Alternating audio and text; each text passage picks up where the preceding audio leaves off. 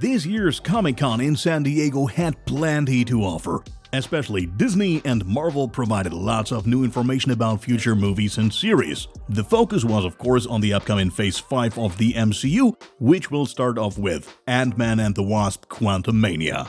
After the release on February 17, 2023, things will directly move on with a new series called Secret Invasion. This is where Samuel L. Jackson's Fury and Ben Mendelsohn's Talos meet. In terms of content, the first series of Phase 5 picks up where Captain Marvel ended, as you might have guessed from the post-credit scenes. It takes place almost 30 years after the first encounter between Fury, Captain Marvel, and Talos, at a time when Earth has already been infiltrated by aliens.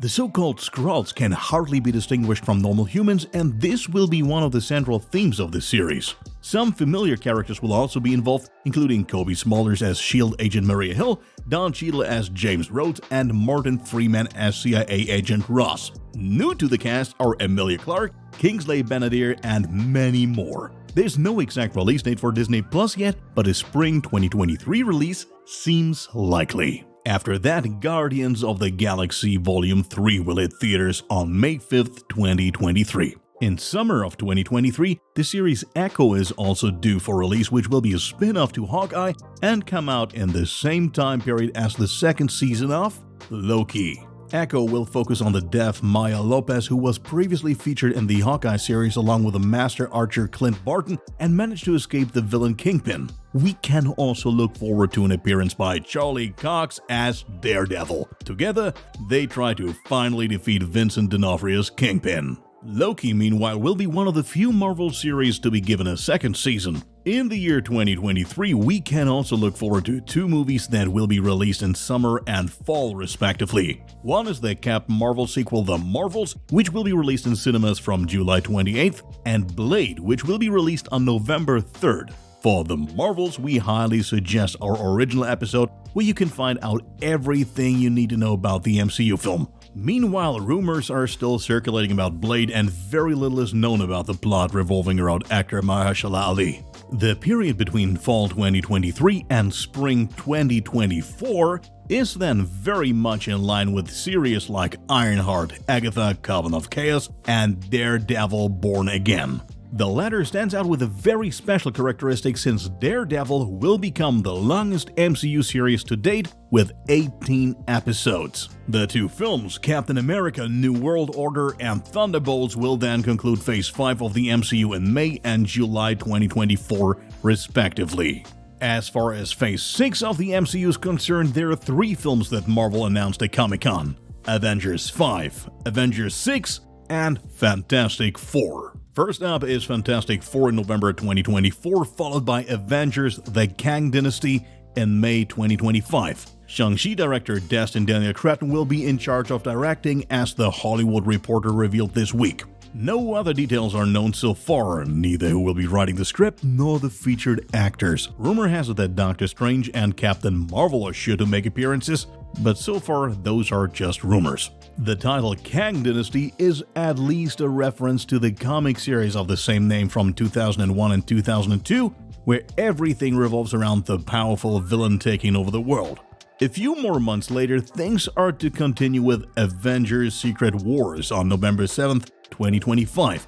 Here too, the title refers to a massive event in the comics in which many Avengers and villains end up in the so-called battle world and must fight each other.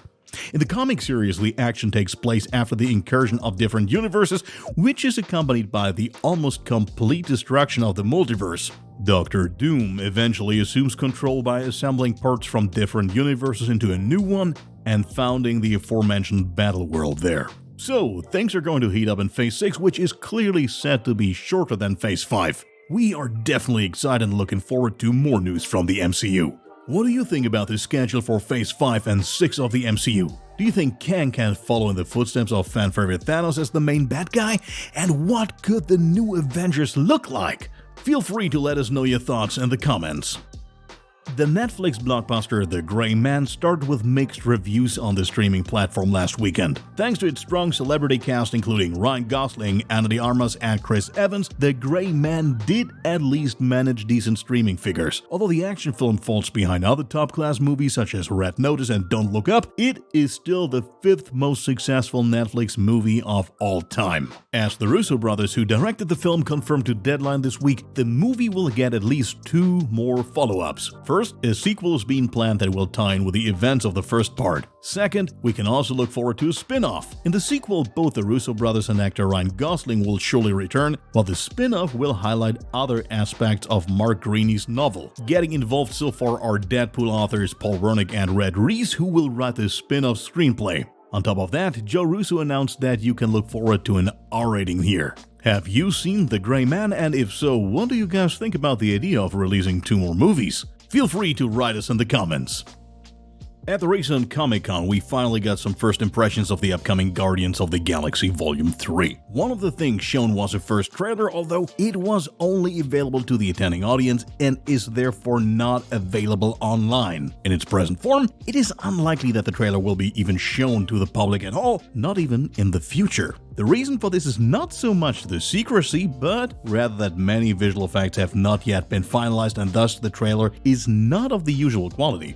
That's why we have to rely on eyewitnesses. Reports say, for example, that Zoe Saldana will be back as Gamora, much as expected. Newcomer Adam Warlock, who's embodied by Will Poulter, was briefly seen as well. Likewise, it has been made clear that the 3rd and final installment of the series will at last be devoted to Rocket's origins and genesis, as confirmed by James Gunn himself. In the trailer, he could be spotted as a cute little baby. Besides, we can hope for an appearance of the sociopathic geneticist High Evolutionary, who will be played by Peacemaker actor Chukwudi Iwuji. A further addition to the cast is Maria Bakalova, who made a convincing appearance in Borat 2. She will take on the voice of the telepathic Doc Cosmo, the security chief of Nowhere. Mantis actress Pom Klementieff also shared first details about her character. Accordingly, Mantis will still be quite quirky and strange, but at the same time, she'll become more confident and adept in combat. Last but not least, Nebula, played by Karen Gillian, is also set to make a comeback. After the death of her father Thanos, she will be able to travel through space much more freely and come across as less grim. The release of Guardians of the Galaxy Volume 3 is scheduled for May 5th, 2023, so we will have to wait a little longer.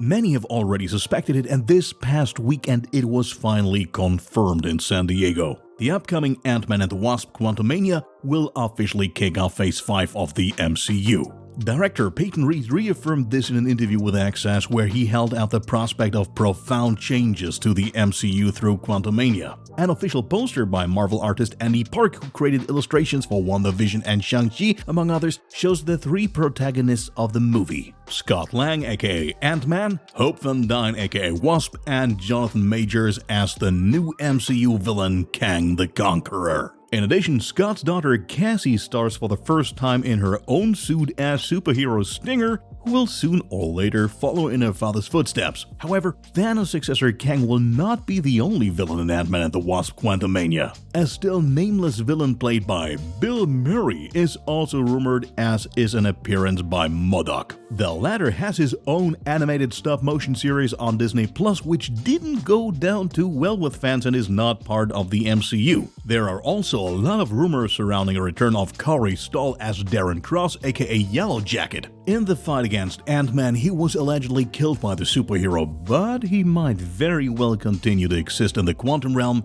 and be waiting for his return. Indeed, the biggest change that MCU fans can expect in the new Ant-Man, besides Kang and numerous other villains, is the introduction of the said quantum realm. This subatomic dimension will enable time travel in the future, and at the same time, it is a motley setting in itself that resembles a drug trip in which space and time are suspended. Either way, it is a fascinating game changer that, much like the multiverse in Phase 4, will take on a significant role in the next MCU films. Ant-Man and the Wasp Quantumania will hit theaters on February 17th, 2023.